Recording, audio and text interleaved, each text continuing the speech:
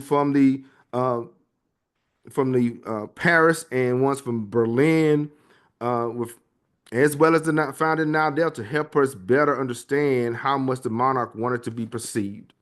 Okay, um, and so they were designed for like a PR, public relations thing.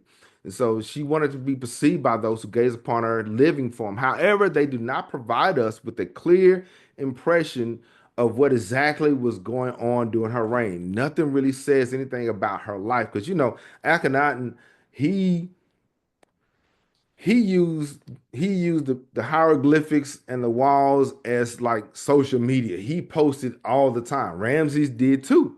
But there's nothing about Sobekneferu here.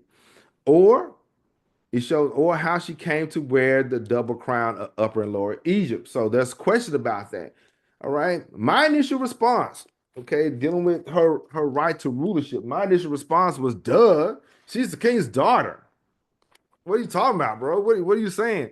It's the king's daughter. She by right is the heir to the throne. But because one of her names is the crown is established. That's her name. But she still had to undergo a process. Yeah, we're gonna talk about that in a second. She still had to undergo some kind of process. Somebody wasn't happy about this. You say, yeah, you may be born like this, but are you about that though? Right? So in the book, one of the pieces of statuary that might just offer us a better idea of Sobekneferu's reign is held in New York, in the New York Metropolitan Museum of Art. I need to go there and check that out. Okay. So it is a small figurine of a royal woman made of dark green cyst, cyst. It is 6.4 inches high, 4.3 inches wide, with a depth of 2.9 inches. But nothing remains of the statue below the waistline. They like tearing up statues either above the waist or below the waist. It's crazy. Okay. Although it's clear that the figure was in a seated position. In a seated position. Although the statuette bears no inscription, the museum is confident that it belonged to the 12th dynasty or early 13th dynasty. So they're confident that it happened during Sobekneferu's period, and it may have been Sobekneferu. Now, according to Collins, the royal female in question wears a thick, high-collared cloak, okay, from which her left hand emerges to connect with her right breast. Okay, her garment is that which would have been worn by ruling monarchs. So everybody can't wear that, right? So the garment would have been worn by a ruling monarch following his or her completion of the Heb Sed festival, also known as the Sed festival. So this would take place. Now, the Heb Sed festival would take place around the 30th year of a monarch's reign and involve a series of rigorous tasks and trials. I know what you're thinking. Hold on. Now, what is though? Before we get to that, what is the Heb Sed mystery? What is that? What is that about? But I got a question. I got an important question though. It's very important. Very important. Pay attention. Very important. Got a question. Coffee or tea? Coffee or tea? Like and comment below. That's good. Coffee or tea? Like and comment below. Now, what is the Heb Sed mystery? Now, the Heb Sed or Sed festival was an ancient Egyptian royal ceremony and ritual of renewal celebrated by pharaohs after 30 years of rule. But she only, okay, 30 years of rule and then every 3 to 4 years thereafter. This is important. Okay, this important ritual dates back to pre-dynastic times and continued throughout Egypt's history. The primary purpose of the Heb Sed festival was to rejuvenate the king's strength and power, as pharaohs were considered divine intermediaries between the gods and humans. Their physical vitality was connected to the prosperity of Egypt itself. You had to be in shape. Okay, it wasn't just you up here chilling. Sitting on the throne with your arms crossed, looking all snooty and whatnot, looking at the people. You had to be in shape. Why? Because you may have to get active. You may have to get out there and throw hands. These pharaohs were in shape while they ruled as old as they could have been. Ramses had to do it.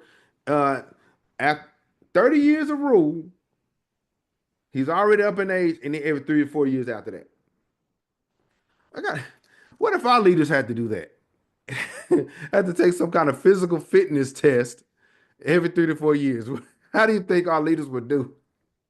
I know one thing. I may struggle. I may struggle. All right. What do you think? What do you think? Should our leaders take a physical fitness test like the Heb Sed festival? All right. So Pharaoh, they had to do it. They had to be in shape. The ritual served as a symbolically renew the king's rule and to demonstrate their continued fitness to govern. It wasn't just knowledge, it wasn't just information, it wasn't just politics. They had to be physically able to do this. Now, the ritualistic run, I don't think it was ritual. They had to take off. They say, you see that hill over there? Go. The ritualistic run performed by the pharaoh around a designated course where they would demonstrate a physical prowess by running between markers representing Upper and Lower Egypt. Like the marathon, like a marathon or a 5K. They had to do that. The pharaoh would wear a special shortened cloak and hold royal regalia, including the crook and flail. The ritual involved the pharaoh sitting on the thrones representing Upper and Lower Egypt, various offerings and ceremonies involving high officials and priests. Some scholars debate about its symbolic meaning. Okay, what do you think? Okay, is it just physical or did it mean something? All right, comment below. But I think this though. Um, I think it was more than just a physical thing. I believe there is some symbolism about that. There is some symbolism about there is some meaning behind it. I'm sure it may be lost to time, but it's something about that. Okay, but every 30 years and then 3 to 4, Sobekneferu, as you guys remember, she only reigned three years and some change, right? So, yeah, you guys caught it. She only reigned for under 4 years, meaning there could be no good reason why she have it on. Okay, everything's symbolic. So why is this female ruler of the 12th dynasty put that on unless they went through some kind of process? That everything means something. You don't just put stuff on and you don't know what it means or you don't know what it's about. All right. So what do you think? All right. Before I get to it though, there is a quiz review. All right. According to the video, The Ascension of the Queens of Ancient Egypt, what is not another word for Memphis? Mennefer, Hetkapata, Shadet, the Jed Saut. Okay. The correct answer is Sadet. Okay.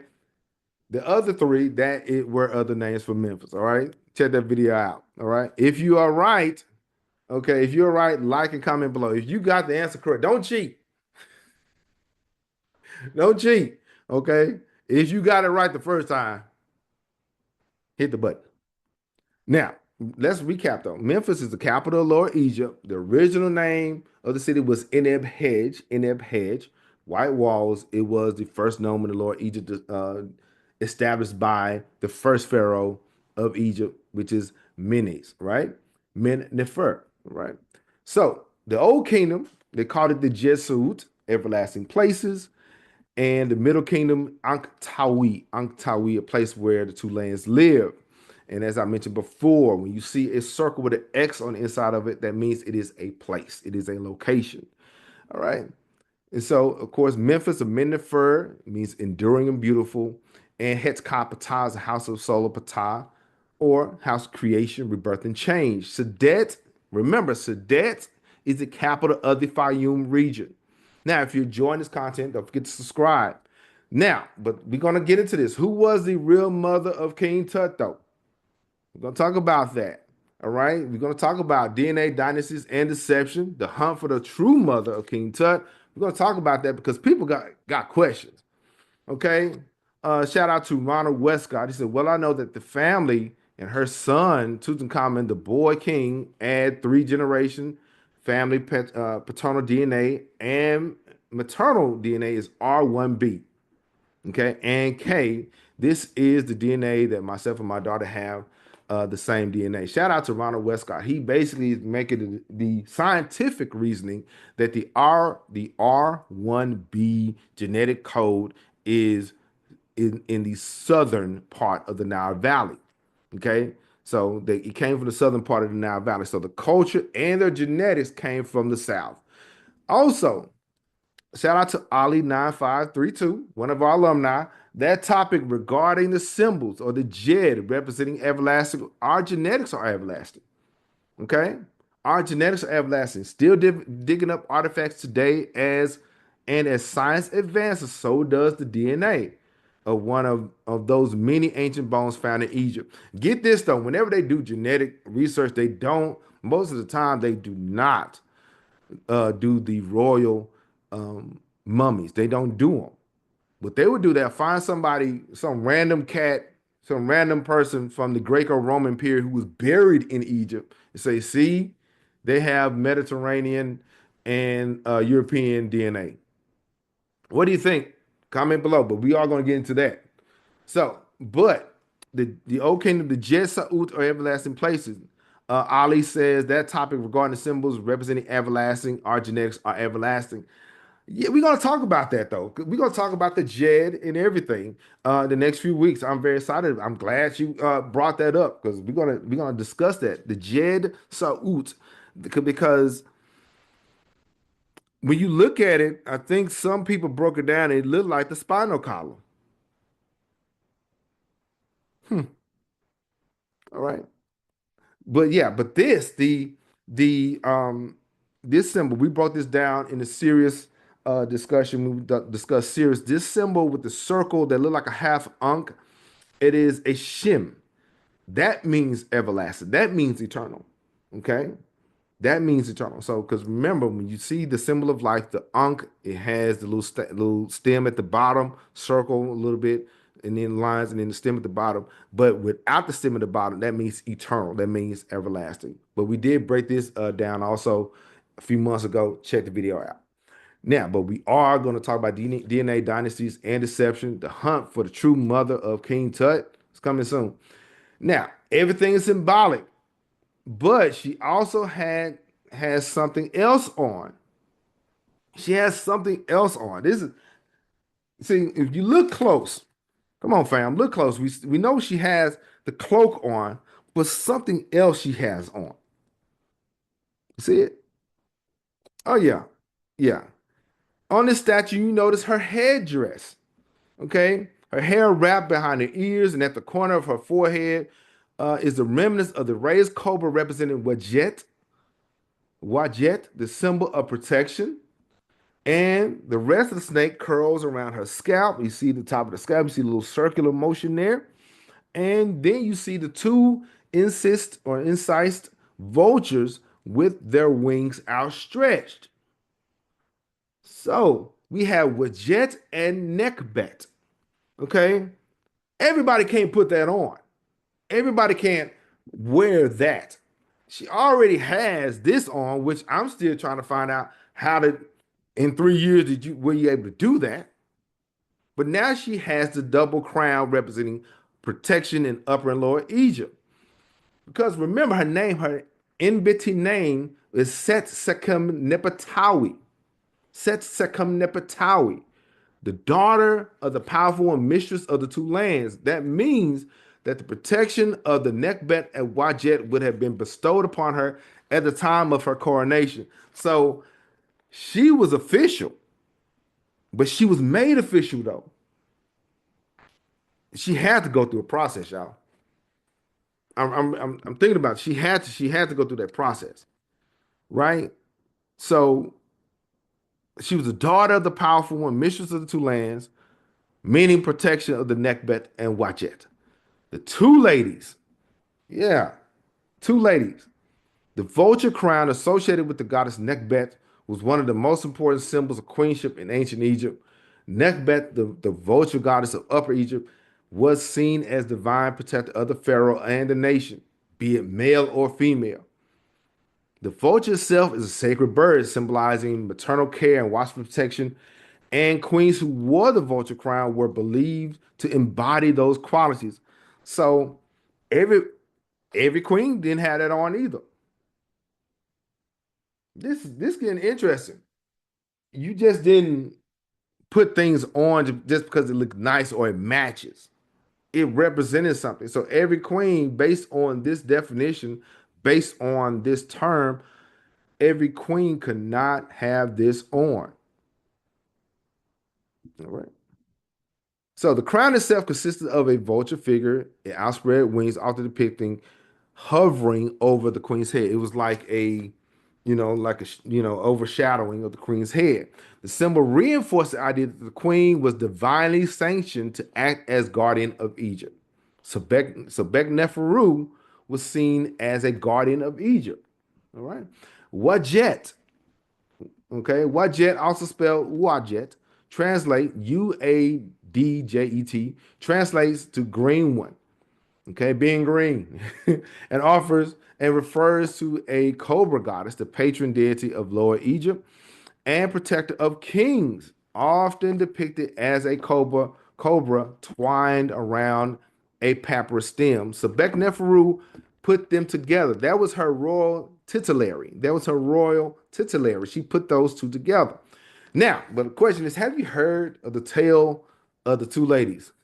We'll talk about that because we're gonna in the next few weeks.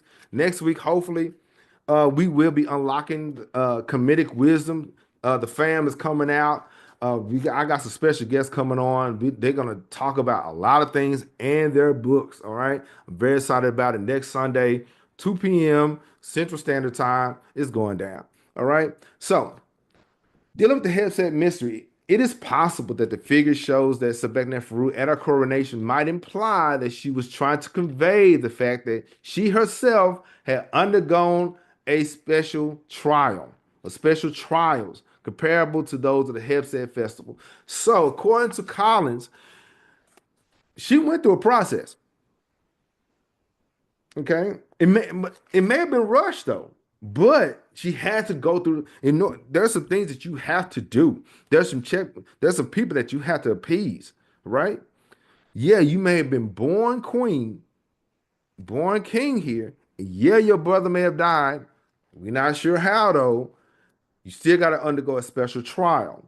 Okay, what did the trials entail? Okay, I know it was a rush process. But one thing for sure, it had to have been had to be recognized and accepted by the royal court and the priesthood. So everybody had to agree. If you are the ruler of the North and South, we all had to accept you as such. We have to receive you as such.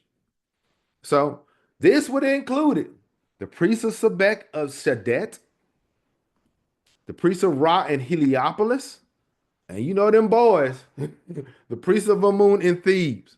So yeah, they say you might be born queen, but you need to be made queen. So they all was at that session. Man, that that I'm sure was pretty interesting. I'm sure that some things was business was handled. All right. Yeah, you may be born queen, but you need to be made queen. The priest of Sebek was there, priest of Ra was there, and them boys down south. They came. So in chapter 6, the Heb Sed Mystery, it's really interesting and enlightening to know that Sobekneferu, uh, the process of how she ascended to the throne remains a matter of debate, but it shows that she did ascend rightfully, and she was received as queen and king of Egypt. But now get this though. The special process, if we accept this process, if we accept it, if we realize that she went through a special process, either she went through the special process before coronation, or when she was 16, when her brother entered into brief 1 or 2 year co-regency with her father, she may have been through the process then when she was 16. Okay. Or if she was 25 when her brother entered the co-regency, she may have went through a process. Okay. So there may have been moments in time where she had to undergo that. All right. Let's go. Now, we're going to talk about, we just talked about chapter 5 and the cult of Sobekneferu and the Heb Sed Mystery. Now, we're going to get into the initiation process. Yeah, yeah. Yeah, so ancient Egypt was one of the most advanced and enduring civilizations of the ancient world, with a structured monarchy that placed a great significance on divine rulership. While the pharaoh was the supreme ruler, queens played a crucial role in ensuring stability and continuity of the throne. Now, far from being just their wives, though, Egyptian queens held political, religious, and ceremonial authority, which some even ascended to the throne as rulers. Queenship in Egypt was primarily determined by lineage. We discussed that before, marriage and religious endorsement, with many queens originating from the royal bloodline. The priesthood played a fundamental role in legitimizing the queen's authority through sacred rituals and divine proclamations. Ceremonial rites, sacred rites, including coronation processes, initiation rituals, and further solidified their status within the monarchy. Now, some sources say there's no direct evidence of formal. This is what the sources say. There's no direct evidence. We see everything, but we don't see anything. Some sources say that there's no direct evidence of a formal initiation process for queens. Various ceremonial rites marked their ascension. But we know there's a process. We just got through talking about that Queen Sobekneferu had a special process. So they went through something. All right. Now, queens were often depicted participating in sacred rituals, okay, which may have served as initiation into their divine role. The process of queenship may have included a series of religious ceremonies that validated their status as intermediaries between gods and the people. Now, some scholars argue that queens underwent purification rites before their formal recognition, because the question is, what was their initiation process? Purification for sure. These rituals performed in sacred temples likely included offerings to the gods, uh, anointment with sacred oils, the donning of specific regalia, like the Heb Sed cloak or cloak,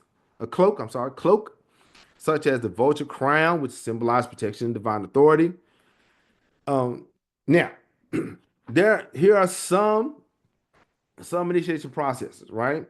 Queens of ancient Egypt had a complex and it involved several important rituals and ceremonies. One of them is the royal marriage ceremony. The primary path to queenship was through marriage to the pharaoh, okay, often accompanied by elaborate ceremonies. All right, these marriages were sometimes arranged for political alliances and could include foreign princesses, coronation rituals. While it's not as elaborate as the pharaoh's coronation, the queens would receive royal regalia, including the vulture headdress representing Upper Egypt and the uraeus or cobra symbol. So Nekhbet and Wadjet, that symbolizes royal authority. Another thing, divine association. Okay, we talked about how Queen Sobekneferu, she aligned herself with Sobek, right? Queens were initiated into divine roles, often associated with goddesses like Heteru, Hathor, Isis, or Mut, M-U-T, Mut. Okay, this association was formalized through rituals that connected the queen to these divine powers. Temple ceremonies, as part of their initiation, queens would participate in temple rituals, often related to fertility and abundance, reflecting their role in ensuring the royal ascension or succession. Titulary establishment. The queens would receive formal titles that established their position, such as the great royal wife, lady of the two lands, or God's wife, or daughter of the powerful one, like Sobekneferu, daughter of the powerful one, right? Now, Quiz review though. According to Lost Kingdoms of the Ancient Fayum, what was the capital city of Fayum? Thebes, Memphis, Sadet? The answer is Sadet. All right, you guys are doing good. That's good. Let's go. Remember, there was multiple seats of power. I learned Thebes was the only seat of power. Okay, and so in the Fayum area, in the Memphis area, all right, Sadet. Okay, Sadet right here. All right, was that major area. Sadet was the capital. Fayum, the Fayum Oasis was the region. Okay. Now, dealing with the initiation of the queens of ancient Egypt, one of the fam is saying quite fascinating the stories of the female pharaohs. I must say, it's a lot of information to process. It is.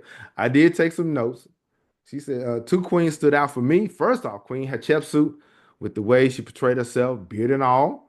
It made sense because of society in which she lived. Second, Queen Sobekneferu, who, as you mentioned, was directly descended of pharaohs. Plus, she sought to rule Egypt in a more traditional way versus the progressive way in which her brother ruled during her reign. Shout out to Mama Shalanda 9822. Shout out to the fam. Yeah, we're all learning together, y'all. I'm excited about that. So we talked about really quick. We're gonna get into the queens who became pharaohs with a few exceptions. I forgot to answer that. Queens who became pharaohs with a few exceptions. Sebek Neferu, okay. Sobekneferu was the first confirmed female pharaoh of Egypt, as we're talking about her, as the daughter of Pharaoh Amenemhat the third of the 12th dynasty. She ascended to the throne after the death of her brother. We still got to talk about that. Sobekneferu adopted traditional male role, as we just mentioned, as the fam just mentioned, the traditional male role, royal regalia and title signify her acceptance as a legitimate ruler. Hatshepsut, okay, one of the most renowned female pharaohs, assumed power during the 18th dynasty, centuries later. As a daughter of Pharaoh Tutmosis I and the great royal wife Amos, she was married to her half brother, which is weird, Tutmosis II. After his death, she initially served as regent for her young stepson Tutmosis III. That was Wait a minute. So I didn't. I'm learning something new all the time. Tutmosis III, that was her stepson. Now we kind of understand why when he got into power, he started knocking stuff down. Was there some was there some friction between them two? Hmm. So Hatshepsut's reign was marked by stability, economic prosperity, and grand architectural achievements, including the construction of her mortuary temple at Del Bahari. Unlike many rulers who engaged in military conquest, Hatshepsut focused on trade expeditions. She went to the land of Punt, okay, Ta Neter, God's land. Okay, she did it. She mentioned that, and she had trade expeditions elsewhere, particularly the land of Punt, which brought wealth and resources to Egypt. Tai, Queen Tai, King Tut's granny. That's King Tut's granny. Okay, although Tai and her daughter-in-law Nefertiti never ruled as pharaohs, their influence over the kingdom was immense. Okay, Queen Tai, the wife of Amenhotep III, wielded extraordinary political and diplomatic power, often depicted as an equal to her husband. You will see pictures of her sitting right next to Tutmosis III. I'm sorry, Amenhotep III. She played a crucial role in maintaining international relations and was respected by foreign rulers. Now, similarly, Queen Nefertiti, the wife of Akhenaten, was instrumental in religious reforms, particularly in the promotion of Atonism. Okay, the belief in one God. In that sense, some scholars speculate that she may have briefly ruled Egypt after her husband's death. Well, okay, that's interesting. Okay, these queens, though, Queen Tai and Nefertiti, these queens exemplify how Egyptian royal women could wield power beyond the traditional role of just the king's wife, just the girl over there. Okay, but what about your top five? Yeah, we're gonna talk about the queens of the Nile Valley. We're gonna talk about my top five queens of the Nile Valley and a bonus. So, yeah, there's a bonus. We're gonna talk about that. We're gonna talk. I do have my top five. All right. You have your top five ready too. And should we discuss the top five priestesses of Egypt? Right. So let me know. Now, we talked about the cult of Sobekneferu, the Heb Sed Mystery, the initiation process. We answered a few questions. But wait a minute. What was the process like when the king wanted to step down? Hmm. Another time. We out of time. So, but the queens of ancient Egypt were far more than the wives of kings. They were pivotal figures in maintaining dynastic continuity, religious traditions, and political stability. Okay, while most queens gained their position through marriage or birthright, a few exceptional women broke barriers and ruled as pharaohs, shaping the course of Egyptian history. The priesthood played a vital role, as you can see, in legitimizing their rule as insubiti, and ceremonial initiation processes ensured their divine connection. Symbols such as the vulture crown and the goddess Nekhbet reinforce the sacred nature of queenship, while the legacy of rulers like Hatshepsut and Sobekneferu proved that women could wield supreme power. The Egyptian queenship was not merely an extension of the pharaoh's authority, but complex institution that allowed women to ascend to the highest levels of political and religious influence. Their reign served as lasting testaments to the power and resilience of female leadership in one of history's greatest civilizations. We just talked about sacred right, the initiation of the queens of ancient Egypt. If you want to know more about the queens of the South, I do have a video about that. If you want to know about the series, I got a playlist. All right, listen to King Cam and Ujumbe podcast. Ujumbe means message, and I will talk to you later. Two up.